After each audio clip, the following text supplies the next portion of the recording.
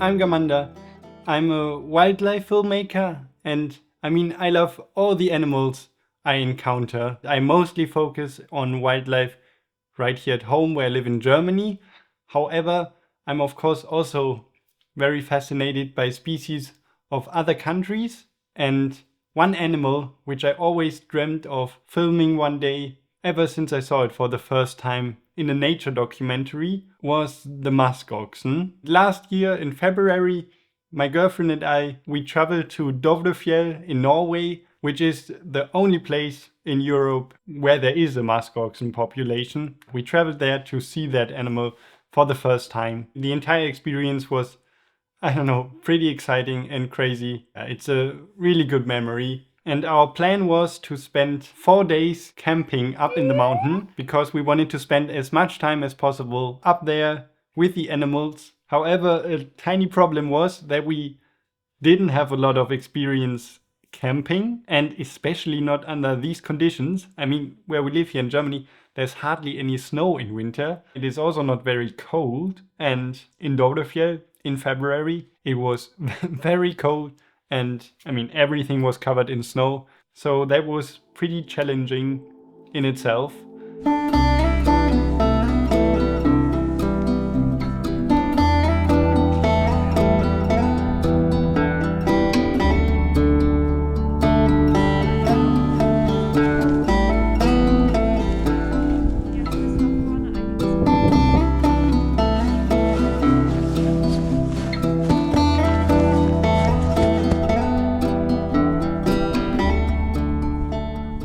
We finally got our camp all set up, and then it was time to go in search of the musk oxen. And it was another hour of hiking because we had to reach the very top of the mountain. But there we also got lucky, and the first evening there was a beautiful sunset, and also the musk oxen were there, the entire herd. And it was so lovely to spend some time with them and to see them in real life. And they're so fascinating. And for me, I was a bit surprised how small the musk oxen are. I was expecting them to be a bit bigger, but it does make sense. They are related to goats, and I was expecting them to be more as big as a cow. And maybe some bulls are pretty much that size, but the females definitely are not. It's crazy how they can live up there in temperatures that can reach down to minus 40 degrees Celsius, and they eat sort of nothing. It's like they eat the smallest lichens and stuff like that from the stones. It's crazy how they can even, grow fur that long from what they eat. I think I myself would probably be this this small if I only ate that stuff. Yeah, it's pretty crazy. I don't know how they do it, and like Ida and we definitely had our problems up there. The very first evening when we filmed the musk oxen, when we arrived in the camp, we were both starving and we were ready to cook some food. However, we already encountered the very first, big shock, because the gas leaked out of our camping stove. And after some time, we discovered that the screw sort of got loose. I don't know how that happened. We tried it out a day before and it worked. But one screw was loose and we managed to fix that, and afterwards we put on our fire. But 2 minutes later it was out again. We discovered that we had to heat up the gas bottle with our body heat. The gas was supposed to work in pretty intense temperatures, but it obviously really didn't work too well. After half an hour or something warming up the gas bottle, it was ready, and then we could prepare our feast. Those were things we had to find out in the next days because we didn't have any experience. We just had to learn a lot, and then we went to sleep.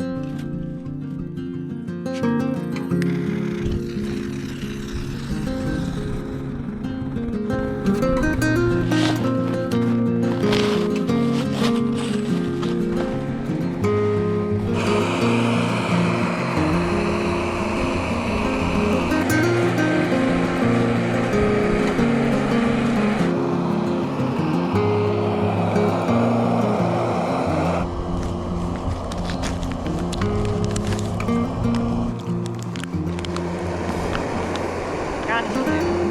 Bis hier, wo mein Daumen ist. Kannst du sehen? Da. Okay. Total essbar, oder? Ja.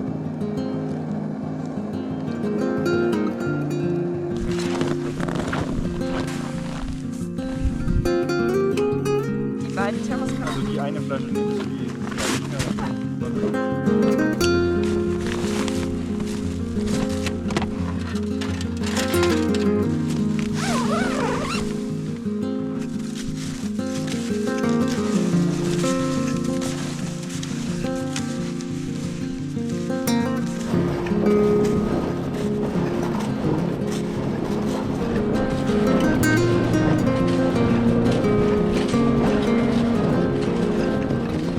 So during our time camping up there, we did get a bit unlucky in the end because a big herd of musk oxen we were basically there for, it moved to a part of the mountain where we couldn't go, but lucky for us there was still a group of 4 musk oxen, like a mother, a young calf and 2 males, and we just ended up spending a lot of time with them. Yeah, it was very lovely to observe them and to see how they survive there. One trick of them is definitely to just conserve energy as much as possible, so they sleep a lot.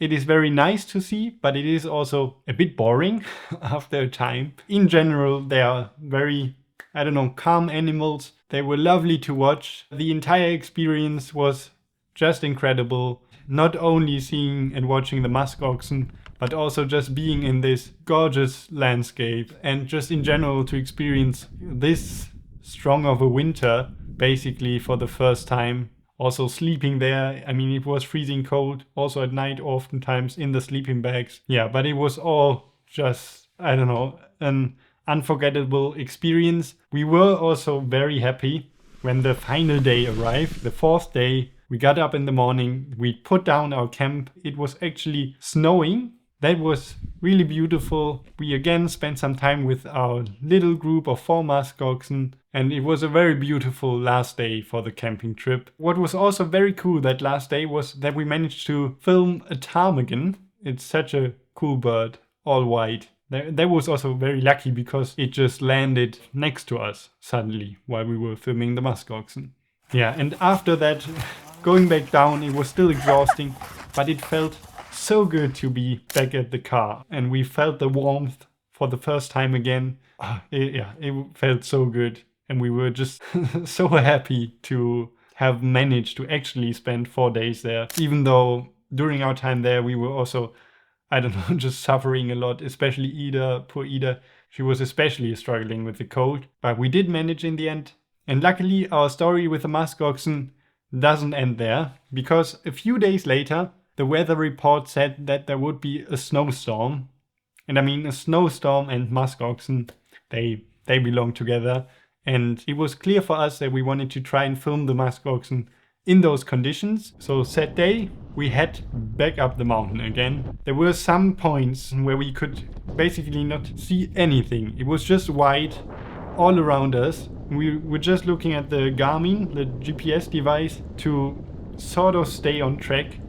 And Ida and I, we were always like, you are going too far to the left. No, you are going too far to the right. Because without any point where to sort of focus on and to be like, okay, I'm going in that direction, it was so hard to actually stay in a straight line. But eventually we did manage to get up the mountain. After some time searching, we also found the musk oxen.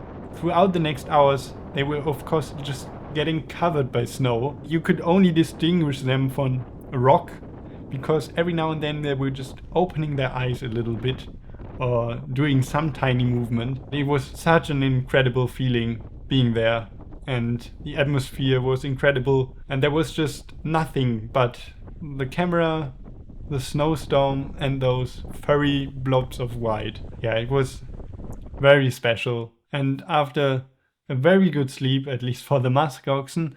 The snowstorm basically stopped, and at that moment I got probably some of my favorite musk oxen footage, and it was just the perfect ending to our time in Dovrefjell. And here's now the final musk ox sequence we filmed. And I mean, yeah, those animals are just incredible, and the landscape was also so beautiful. Yeah, enjoy.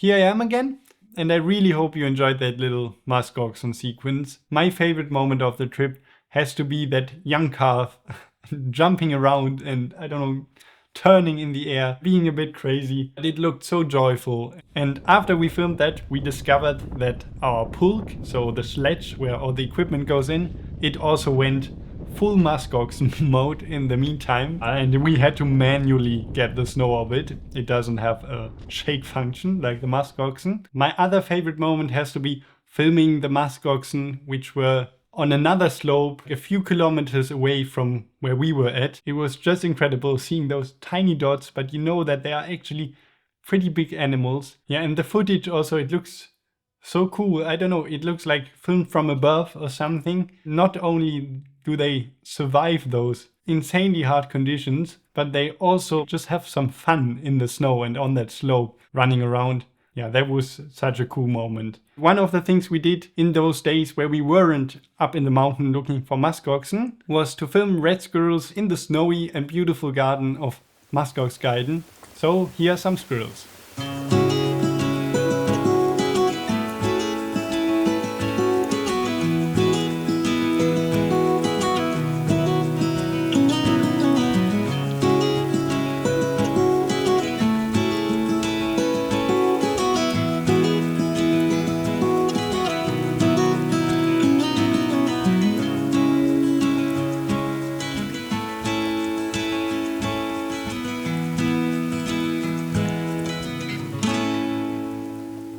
I just want to thank Judin and Evan from Musk Oxen for all the help with this trip, because they didn't only help on location, finding a camping site and showing us where to find the Musk Oxen and how to behave around them, but they also helped with planning the trip. Yeah, it just wouldn't have been possible without them, and they are such kind-hearted people. So if you ever want to visit Dovrefjell and see the Musk Oxen yourself, I highly recommend reaching out to Musk Oxen. Last but not least, if you want to see more Musk Oxen, definitely go check out In Between. It's a short film by Rolf Steinmann. It's, in my opinion, definitely the best Musk Oxen film ever made. It just captures the scenery and the feeling you have while seeing these animals so well. Yeah, go watch it and see you soon.